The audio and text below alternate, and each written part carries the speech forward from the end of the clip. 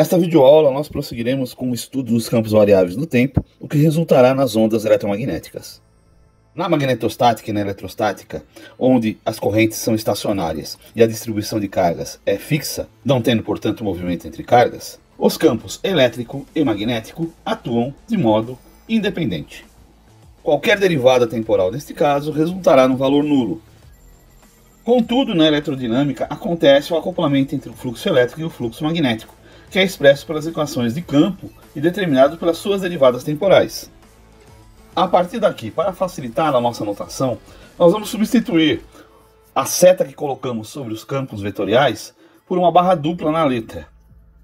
Escreveremos o gradiente, o divergente e o rotacional sem as setas sobre o del, sobre o nabla, e adotaremos a notação de ponto para derivadas temporais.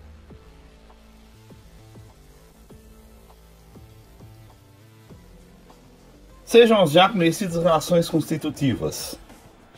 O vetor densidade de fluxo elétrico é igual a permissividade vezes o vetor intensidade de campo elétrico. O vetor indução magnética ou densidade de linhas de campo é igual a permeabilidade vezes o vetor intensidade de campo magnético. E o vetor densidade de corrente é igual a condutividade vezes o vetor intensidade de campo elétrico. Podemos assim escrever a lei de Ampère-Maxwell. O rotacional de H é igual ao vetor J mais o vetor D ponto. Podemos associar o vetor J com a condutividade e o vetor D com a permissividade, ambos com o vetor intensidade de campo elétrico.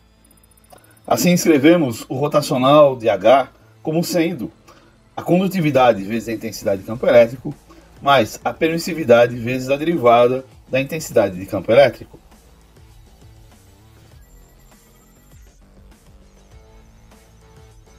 Passemos a trabalhar agora, aplicando um rotacional, a forma anterior da qual escrevemos a lei de Ampère-Maxwell.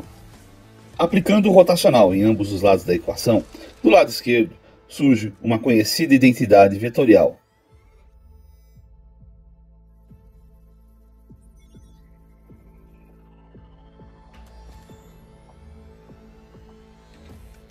Do lado direito, nós distribuímos o rotacional e passamos para fora tanto a condutividade quanto a permissividade. Vamos nos deter um pouco no lado esquerdo da equação. O campo H é um campo solenoidal, de forma que o gradiente do divergente de um campo solenoidal é sempre nulo. Isso vai resultar que o negativo do laplaciano de H é igual a condutividade vezes o rotacional de E, mais a permissividade vezes o rotacional da derivada de E. E lembrando da equação de Faraday, o rotacional do campo elétrico é igual à derivada do campo magnético. Isso é só uma outra forma de dizer que quando variamos um campo magnético no tempo sobre um condutor, aparece eletricidade. Ainda adotando a convenção do ponto para derivadas temporais, de forma que ddt é igual a 2 pontos. E considerando a relação constitutiva magnética que relaciona a intensidade de campo magnético com a densidade de linhas de campo, podemos reescrever a equação.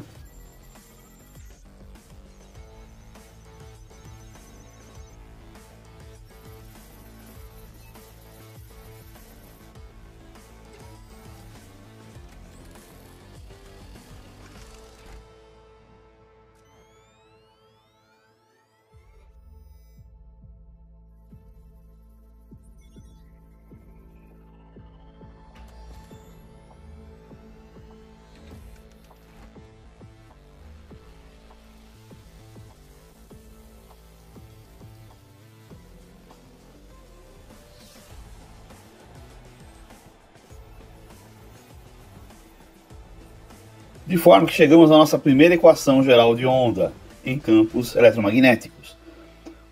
O laplaciano da intensidade de campo magnético é igual a permeabilidade vezes a condutividade vezes a derivada primeira temporal da intensidade de campo magnético mais a permeabilidade vezes a permissividade vezes a derivada temporal segunda da intensidade de campo magnético.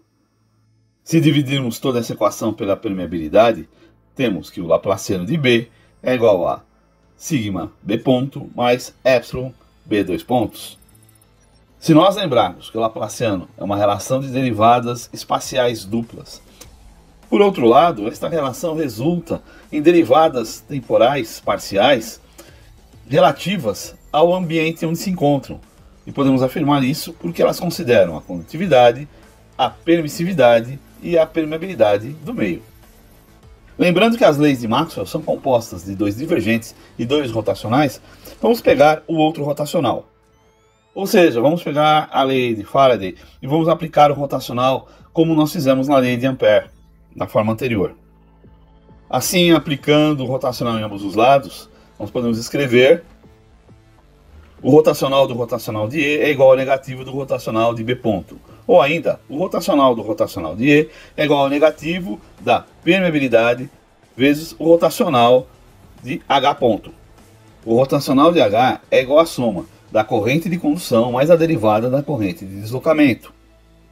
Veja, fizemos isso porque nós usamos as relações constitutivas aqui do lado direito. E agora no lado esquerdo da equação nós vamos cair na mesma identidade vetorial do caso anterior. Só que nesse caso, a intensidade de campo elétrico será contemplada. Do lado direito teremos duas derivadas temporais, uma de primeira ordem e outra de segunda ordem.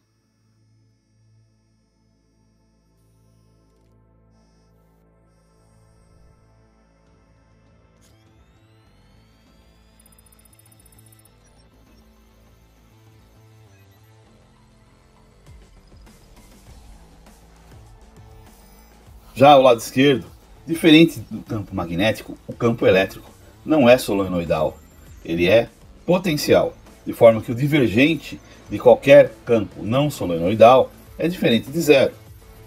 Mas não só aceita o caso, relembrando que o gradiente do divergente do campo elétrico é igual ao gradiente de ρ sobre epsilon. E aqui podemos aplicar a lei de Gauss em termos de densidade volumétrica de carga. 1 sobre epsilon vezes o gradiente de ρ. Portanto, temos aqui também uma equação geral de onda em relação ao campo elétrico.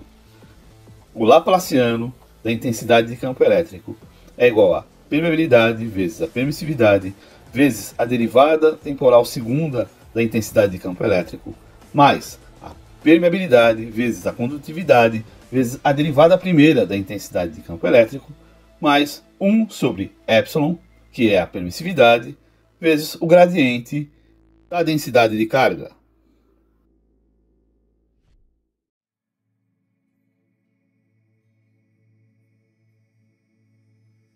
A nomenclatura geral para essas duas equações de onda que estamos novamente apresentando é que, em relação à intensidade de campo magnético, nós denominamos equação geral homogênea de onda.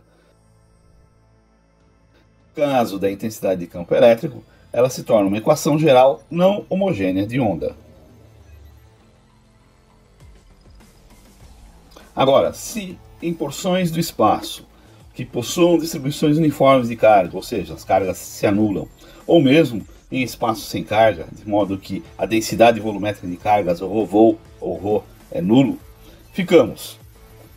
O Laplaciano de E é igual a permeabilidade vezes a permissividade vezes a derivada segunda de E, mais a permeabilidade vezes a condutividade vezes a derivada primeira de E. E as derivadas são temporais. Ainda falando do espaço livre, ou seja, do vácuo, nós sabemos que a condutividade nesta região é nula, uma vez que é o vácuo e, portanto, não há cargas. Fazendo então essas considerações, chegamos às seguintes equações. O Laplaciano da intensidade de campo magnético é igual a permeabilidade vezes a permissividade vezes a derivada temporal segunda da intensidade de campo magnético. E o Laplaciano da intensidade de campo elétrico é igual a permeabilidade vezes a permissividade vezes a derivada temporal segunda do campo elétrico. Estas são as equações de onda no espaço livre, ou equações de ondas sem perdas.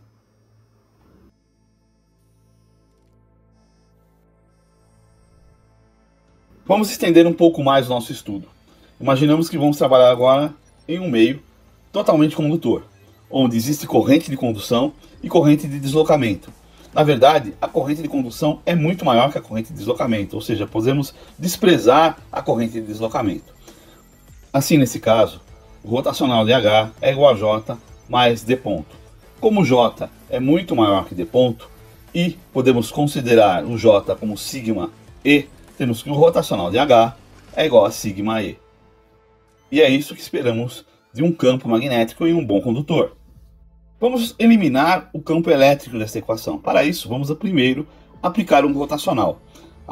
Assim, se aplicarmos o rotacional em ambos os lados, nós voltamos àquelas estruturas que nós já escrevemos anteriormente. Então, relembrando da estrutura solenoidal de H.